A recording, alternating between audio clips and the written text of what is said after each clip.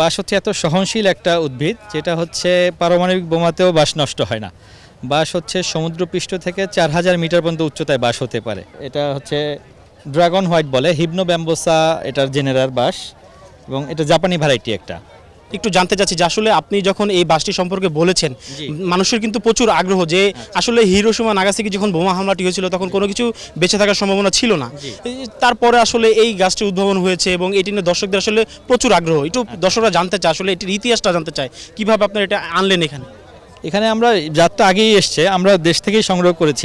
এটা বেশ কিছু আগেই এসছে বাংলাদেশে, আমরা সংগ্রহ করেছি। আমরা এটা নিয়ে স্টাডি করেছি, আমাদের প্রচুর জার্নাল আমরা ফলো করেছি, আমাদের বাঁশ নিয়ে প্রচুর রিসার্চও আছে।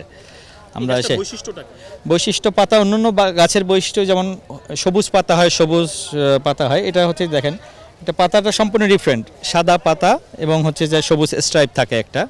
এটা মেইনলি হচ্ছে অর্নামেন্টাল হিসাবে ইউজ করা হয় এটা।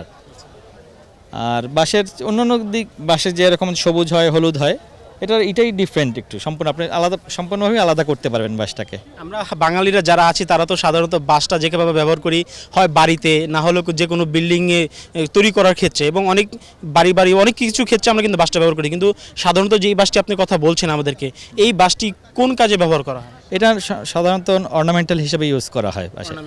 জি, বাঁশের হচ্ছে যে 123টা জেনেরা আছে পৃথিবীতে, 1678 প্রজাতির বাঁশ আছে। তার মধ্যে সবচেয়ে বেশিতে আছে চায়না, জাপান এই জোনে, এবং উত্তর মানে চীন থেকে শুরু করে আমাদের এই জোনটা, যে north east zone, Assam, India এবং বাংলাদেশ হচ্ছে যে বাঁশ চাষের জন্য খুবই উপকারী। এখানে ক্লাইমেট এবং মাটি বাঁশের জন্য খুবই উপকারী, চমৎকার মানে এটা ক্লাইমেট এটার জন্য। তো এই বাসটির আপনারা মূল্য কত রেখেছেন এবং দর্শকরা কিনতে পারবে কিভাবে এবং চর্চা করবে কিভাবে? এটা বাঁশকে আসলে কোনো ওভাবে পরিচর্যা করতে হয় না, বাঁশ লাগালেই হয়। বললাম যে বাঁশ হচ্ছে এত সহনশীল যে পারমাণবিক বোমাতেও বাঁশ মারা যাচ্ছে না।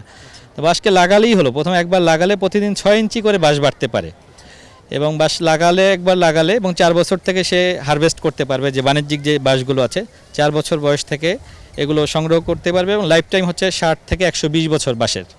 তো বাঁশের কোনো যত্ন লাগে না, আগাছার মতো। এটা তো একটা ঘাস আসলে, কিন্তু এটা গাছ না। বাঁশ হচ্ছে ঘাস জাতীয় উদ্ভিদ, পৃথিবীর সবচেয়ে বড় ঘাস হচ্ছে বাঁশ। আর এটা কোনো যত্ন লাগে না। আর এই বাঁশটা হচ্ছে মেইনলি অর্নামেন্টাল হিসাবে ইউজ করা হয়। তার মানে যদি কেউ শখের বিষয়ে এটি বাসায় রাখতে চায় সেটিও রাখতে পারবে।